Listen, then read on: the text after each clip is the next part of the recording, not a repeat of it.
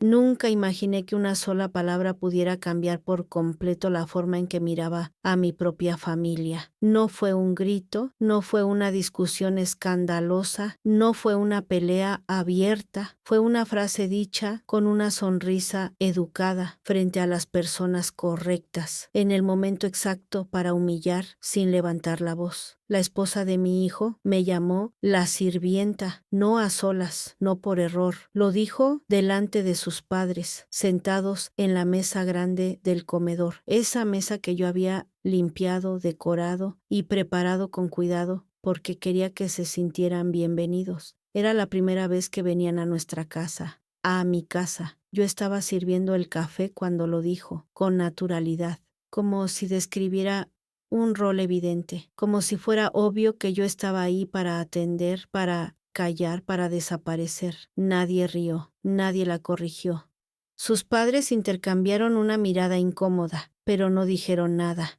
Mi hijo bajó la cabeza. Ese fue el momento exacto en el que algo dentro de mí se acomodó con una frialdad que no sentía desde hacía años. Yo no nací para servir mesas ajenas. No construí una vida entera para terminar reducida a una palabra dicha con desprecio. Esa casa no era un regalo, ni una herencia adelantada, ni un favor. Esa casa era mía, comprada con años de trabajo, sacrificios y decisiones difíciles. Una casa que yo había puesto a nombre de mi hijo por amor, no por obligación. Ellos vivían ahí porque yo quise. La cena continuó como si nada. Yo seguí moviéndome por la cocina, llevando platos, recogiendo vasos, escuchando conversaciones que ya no me incluían. Ella hablaba de reformas, de cambios, de planes futuros, usando siempre el nosotros, como si todo ya le perteneciera.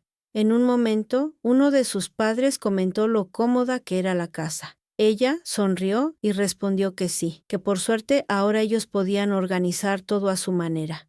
Lo dijo con ese tono seguro de quien cree que el pasado ya fue borrado. Yo seguí en silencio, no porque no supiera qué decir, sino porque entendí que cualquier palabra en ese momento habría sido inútil. Hay personas que no escuchan explicaciones, solo consecuencias. Cuando la cena terminó, ella se levantó y me dejó su plato en la mano, sin mirarme, como si el gesto confirmara lo que había dicho antes. Mi hijo me miró de reojo, incómodo, pero no hizo nada, ni una palabra, ni una disculpa. Fue ahí cuando tomé la decisión, no esa noche, no con rabia.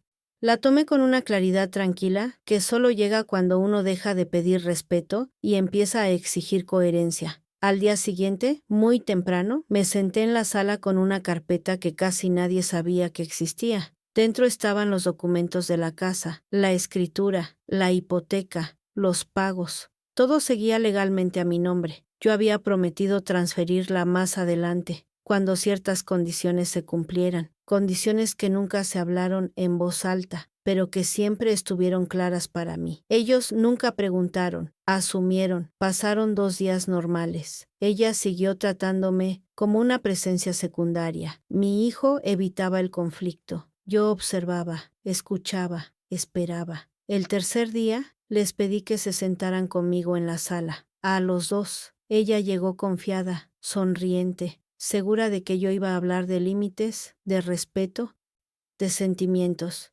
Pensó que sería una conversación incómoda, pero controlable. Se equivocó. Saqué las llaves de la casa del bolso y las dejé sobre la mesa. El sonido metálico cortó el aire. Ambos se quedaron en silencio. La miré a ella primero, con calma, sin levantar la voz, y le dije exactamente lo que necesitaba escuchar. Le entregué las llaves y le dije, «Suerte con la hipoteca». Ella parpadeó, confundida. Mi hijo frunció el ceño. Ninguno entendía todavía. Entonces aclaré, despacio, palabra por palabra, que la casa no era de ellos, que nunca lo había sido, que vivir ahí era un acuerdo basado en respeto, y que cuando ese respeto desaparecía, el acuerdo también. Ella intentó reír. Dijo que estaba exagerando, que era una broma, que no podía hablar en serio. Yo me levanté y tomé la carpeta. Se la mostré abierta. No grité, no discutí.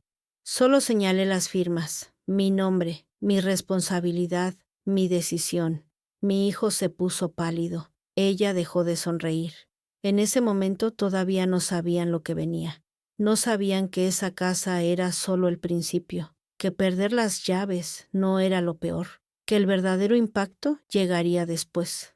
Cuando entendieran que el desprecio tiene un precio y que no siempre se paga con palabras. Yo me fui de la sala dejándolos ahí, en silencio, mirando unas llaves que ya no abrían nada. No cerré la puerta con fuerza cuando salí de la sala. No hice ningún gesto dramático. Caminé despacio hacia mi habitación y cerré con llave, como si fuera una noche cualquiera. Pero del otro lado, el silencio ya no era normal. Era un silencio pesado, torpe, lleno de pensamientos que empezaban a chocar entre sí. Escuché voces apagadas. Primero la de mi hijo, nerviosa, intentando entender. Luego la de ella, más alta, más cortante. No distinguía palabras exactas, pero sí el tono. Ya no era condescendiente, era defensivo. Y detrás de esa defensa había miedo. Me senté en la cama y respiré hondo. No sentía culpa. Eso fue lo que más me sorprendió. Durante años me habían enseñado que poner límites era egoísta, que una madre debía aguantar, ceder, callar. Pero en ese momento entendí algo distinto. Permitir el desprecio también es una forma de abandono hacia una misma. Pasó un rato largo antes de que alguien tocara la puerta. Fue mi hijo. Golpeó suave como cuando era adolescente y sabía que había hecho algo mal. Abrí, su cara estaba desencajada. Me preguntó si hablaba en serio. No respondió cuando le devolví la pregunta. Le dije que sí, que hablaba completamente en serio, que esa casa era mía,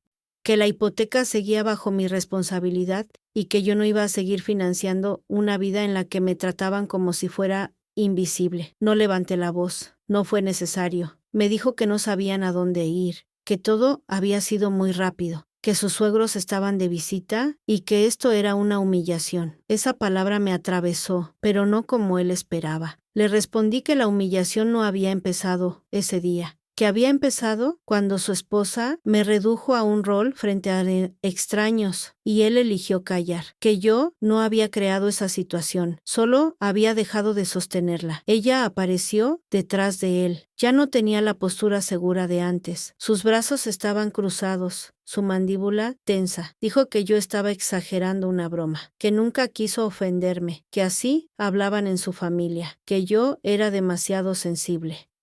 La miré en silencio unos segundos. Luego le dije algo que jamás olvidará, que las bromas solo lo son cuando todos se ríen y que el desprecio siempre se disfraza de costumbre cuando nadie lo enfrenta. Sus padres escuchaban desde el pasillo. No intervinieron, no me defendieron, pero tampoco la defendieron a ella. Y ese detalle fue más importante de lo que parecía.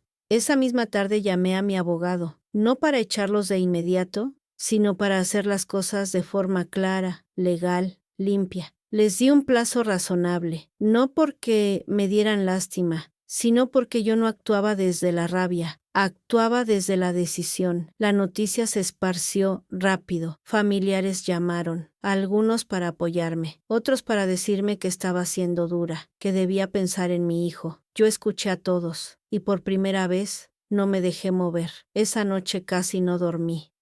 No por duda, sino por recuerdos. Pensé en todo lo que había hecho por esa casa, en las veces que limpié, pagué, arreglé, sostuve. Pensé en cuántas veces confundí amor con sacrificio silencioso. A la mañana siguiente, el ambiente era otro. Ella evitaba cruzarse conmigo. Mi hijo hablaba poco. Sus padres salieron temprano, incómodos, sin despedirse como el primer día. La casa, por primera vez en mucho tiempo, se sentía mía otra vez. Pero lo más fuerte no había pasado aún. Porque cuando la realidad empezó a asentarse, cuando entendieron que no era una amenaza ni una escena, ella tomó una decisión que reveló exactamente quién era, una decisión que cambiaría por completo la dinámica entre nosotros y que pondría a mi hijo en una posición que nunca imaginó enfrentar. Y cuando eso ocurrió, yo ya estaba preparada. Ella decidió hablar primero con quien creyó más débil. No fue conmigo, no fue de frente. Fue con mi hijo, a solas, en la cocina, creyendo que todavía podía torcer la situación si presionaba en el lugar correcto. Yo lo supe porque escuché el cambio en su voz cuando vino a verme esa misma tarde. No era enojo, era confusión mezclada con culpa. Me dijo que su esposa estaba devastada, que se sentía atacada, que decía no entender cómo una sola frase podía llevar a algo tan extremo, que estaba convencida de que yo quería separarlos, que incluso había insinuado que yo siempre había sido una mujer controladora, incapaz de soltar. Lo dejé hablar sin interrumpir. Cuando terminó, le pregunté algo muy simple: si él creía que yo merecía ese trato, no si la amaba, no si estaba casado, no si quería paz, si creía que yo merecía ser llamada la sirvienta en mi propia casa. No respondió de inmediato. Ese silencio fue más honesto que cualquier defensa. Le expliqué algo que nunca le había dicho con tanta claridad, que el problema no era esa palabra aislada, sino todo lo que representaba. Que quien es capaz de humillar en público, primero observa en silencio, mide, prueba límites. Que ese comentario no había sido un accidente, sino una señal. Esa noche ella cambió de estrategia. Me habló con una dulzura forzada. Me dijo que quería arreglar las cosas, que todo había sido un malentendido cultural, que yo era como una madre para ella. La escuché con atención pero también con memoria, porque el respeto verdadero no aparece cuando uno pierde comodidad. Le respondí con educación pero sin ceder. Le dije que la casa no era el tema principal, que el tema era cómo se trataba a alguien que había sostenido todo antes de que ellos se llegaran, que si quería seguir viviendo ahí durante el plazo acordado, debía entender que no era una invitada con derechos, sino alguien en un espacio prestado. Eso fue lo que la enfureció. No gritó, no discutió, sonrió, y al día siguiente hizo algo que creyó inteligente. Llamó a un banco para preguntar por la hipoteca. Pensó que podía negociar, pensó que podía asumir, pensó que bastaba con querer.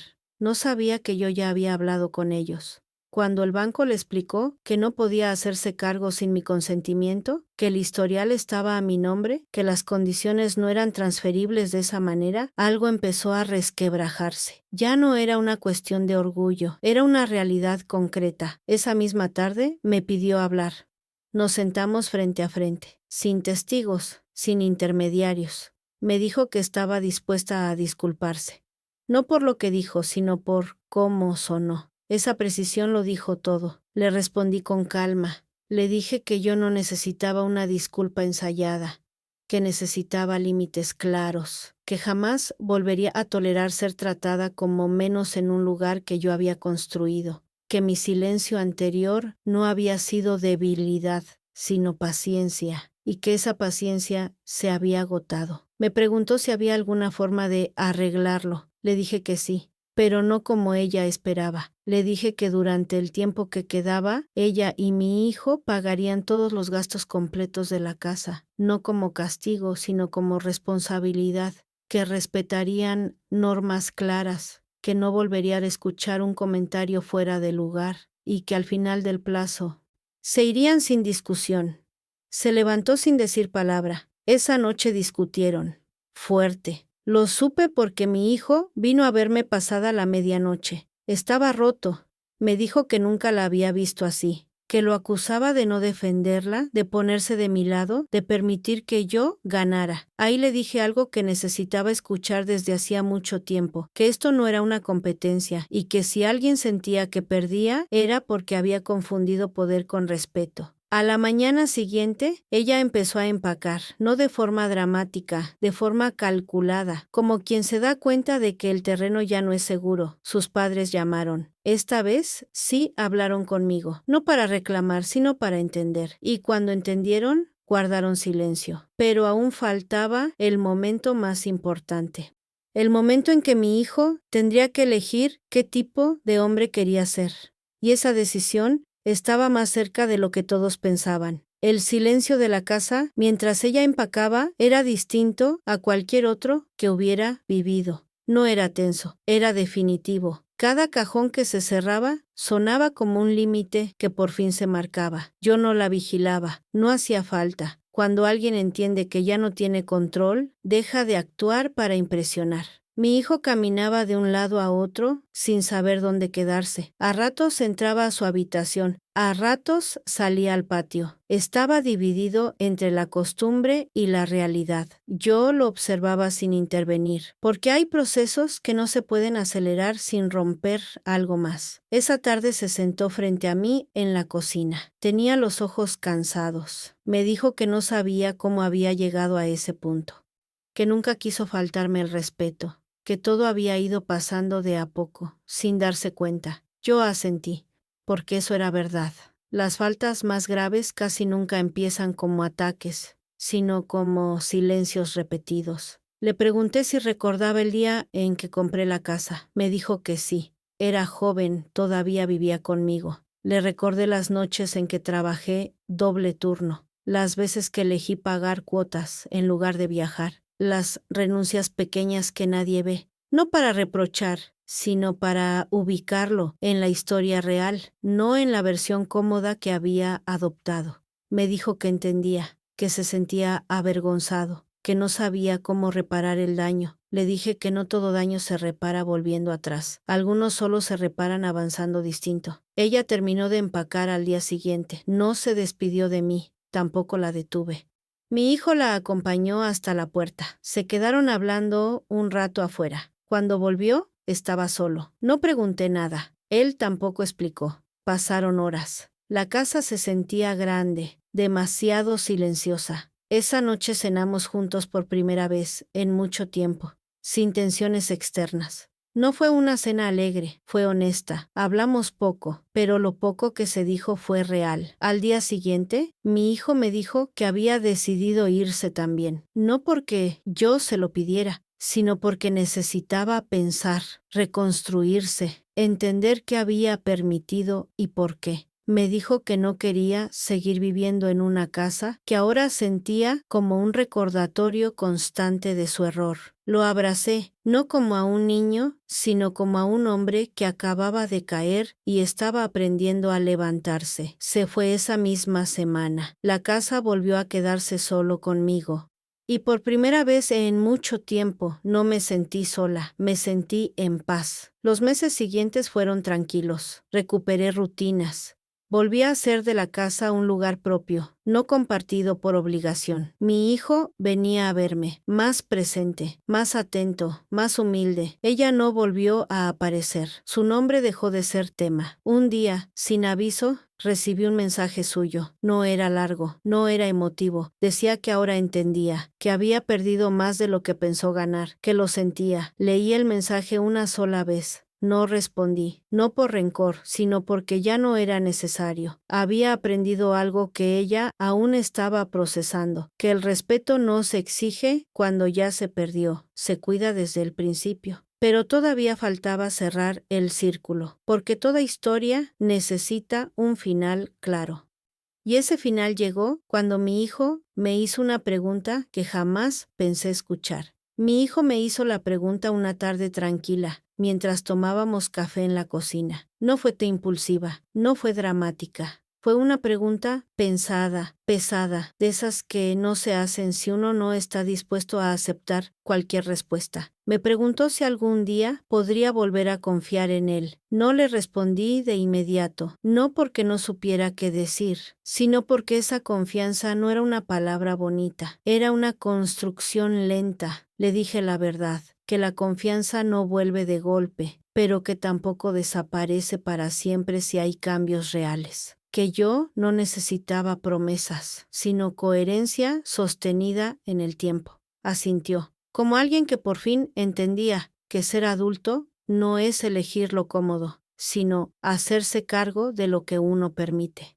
Con el paso de los meses lo vi cambiar, no en discursos, sino en acciones. Aprendió a poner límites, a escuchar antes de reaccionar, a no callar cuando algo cruza una línea. Se mudó a un lugar más pequeño, empezó de nuevo, y lo hizo sin reproches, sin culparme, sin victimizarse. Un día me dijo algo que cerró todo, que la frase que más le había dolido no fue cuando le entregué las llaves, sino cuando entendió que yo estaba dispuesta a perder una casa antes que perderme a mí misma. Ahí supe que había aprendido. La casa nunca volvió a ser tema de discusión. La hipoteca siguió su curso. Yo seguí pagando, pero ahora con la tranquilidad de saber que nadie más decidía por mí. No porque yo necesitara demostrar poder, sino porque había recuperado algo más valioso, respeto propio. A veces recuerdo aquella cena, la mesa, el café, la palabra sirvienta flotando en el aire como si no pesara, y sonrío con calma, porque esa palabra que intentó empequeñecerme terminó revelando quién era quién.